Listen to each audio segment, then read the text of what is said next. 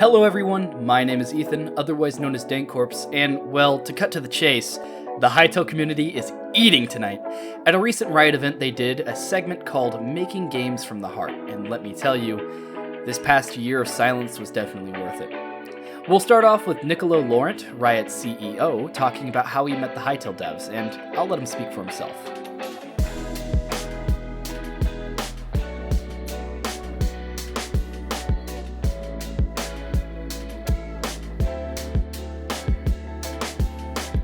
Writers come up with amazing ideas, sometimes crazy ideas. I wish we can do them all, but we can't focus on everything. And then sometimes we realize we're not necessarily the best studio to make these games. And that's kind of how I felt when I met Noxy and the team at Hypixel. They came up with a demo of Hytale, and I right away saw that we had something special. It was both familiar but also different. Different because it's a different game. It's a different genre than what we're used to. But familiar in the way they talk about the community, the way they're willing to challenge conventions, their dedication to one game, and their commitment to make it better and better for years to come. That sounded very familiar to us, very Riot. And that's why we decided to partner with them and eventually have them join our family. I want you to know all about this, but I'm not the best person for this. So let me invite my friend Noxy to tell you about this journey. The first thing we get to see is their office, lined with fan art from many different people in the community, many of them also my friends. The first piece we get to see is one that features many different members of the community made by Crimson Crow for Slammus Hytale music, and in it is actually my logo. They start this trailer off in an interesting way because they're trying to hook back returning viewers and new viewers at this stream. We get a peek into the ruins of Zone 1 in a beautiful shot following a river, which really sets the tone for the atmosphere of Hytale.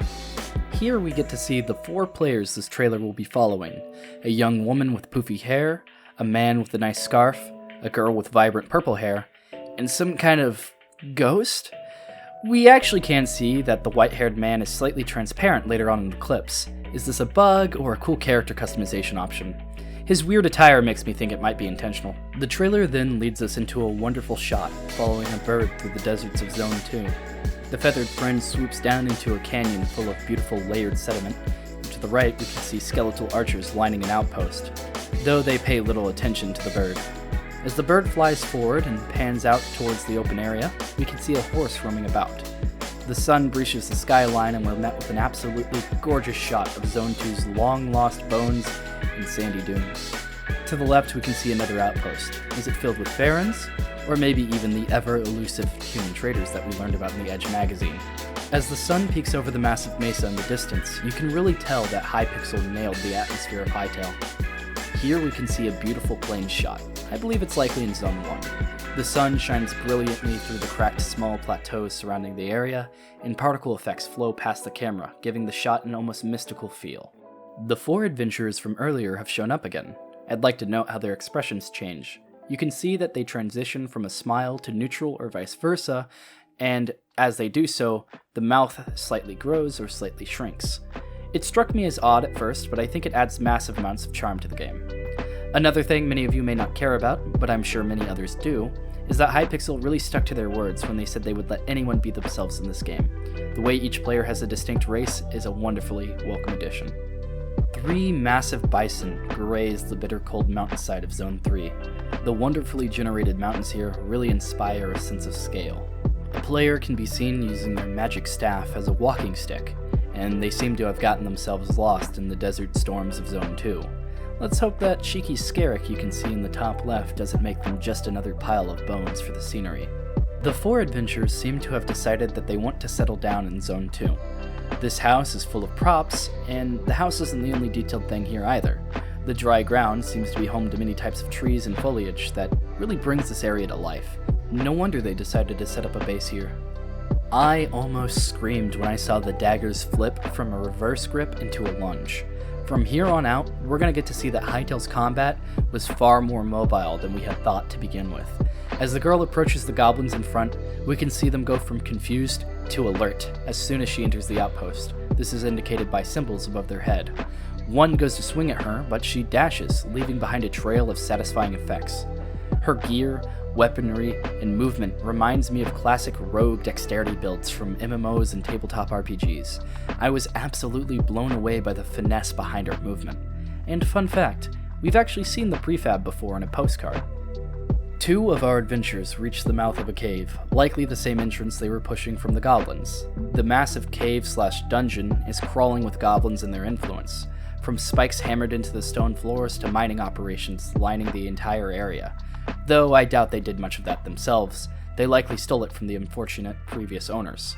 We can see tons of goblins as they pan downwards, but one interesting interaction we get is a goblin sleeping on the job and being yelled at by its superior. We also get a glance at flowing lava, which I still think might be volumetric from the last time we saw it in a blog post. The Hypixel lobby. This should be pretty familiar for anyone who's played the Minecraft server.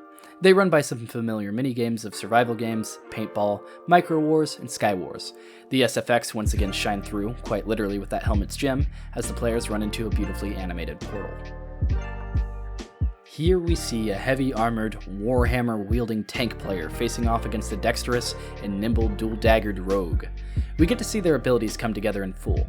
The tank seems to take little knockback, swinging slowly but with force, and the dexterous rogue dashes about, leaping 3 or more blocks in the air and quickly recovering from the hits.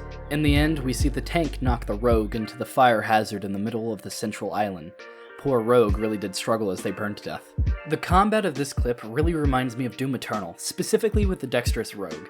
From the dashing to the quick recoveries to the massive jumps and the flying around the map, really, all of it comes back to the high-octane, high-action combat of Doom Eternal, and I really do appreciate the fact that you can choose the playstyle of either a slow-moving, hard-hitting tank or a fast-moving dexterous rogue, along with many others we likely haven't seen.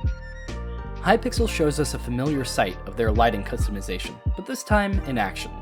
Tone is everything, and being able to change the atmosphere like this will greatly pay off for creators. We also get to see them show off their updated model maker again briefly, putting a hat on a Trork, and they finish it off with an old clip of a custom laser gun against the undead. They also show off their mass block editing creative tools as the player quickly recolors a house. I'd like to note how beautiful their surroundings are, as well as the detail on the water well in front of their home. Really makes sense why they chose this spot. As another display of the enabling of creativity for creators, they show a clip of what I assume is a custom game mode, of a dinosaur stalking 3 gun-clad players. The tone of the atmosphere and the way the players and the dinos move are top tier. Our familiar friend, the Goblin King, has shown up again. The 4 players from earlier have arrived to pillage his domain. After all, he has piles of gold and precious metals just lying around. The Goblin King's attire is beyond charming to me. From the Molotov cocktails to the book mace, the entire model tells you exactly what type of guy he is. We get to see a massive charge attack from a Warhammer, followed by 2 panning shots of wonderful builds we had seen previously, though only through screenshots. One thing I cannot stress enough while looking through all of this footage is the beauty of the open areas in Hytale. Every area feels like a palette to paint a cityscape or town in. The terrain greatly inspires me to mold it to my will. After that is one of the coolest clips in my opinion. A new biome is revealed with the marshes of Zone 2. 3 of the adventures we'd been following jump through it with ease. Note how they can jump upwards of 3 blocks, and alongside this we see something massive, climbing. Once again, this fluidity and speed and movement system reminds me greatly of Doom Eternal, and I can see how this would be very useful in the massive scaling environments of Hytale. All in all, I'm beyond hyped. I've followed this game for a long time, and I've got to say that this trailer was worth the wait. The developers and the community behind this game have been my driving force for about 3 years now. Hypixel devs, if you're watching, please keep up the amazing work. And for those of you who aren't as cool as the devs but are still pretty cool for watching this video, hit that subscribe button and maybe even ring the bell. I hope you all enjoyed it. My name is Ethan. Goodbye.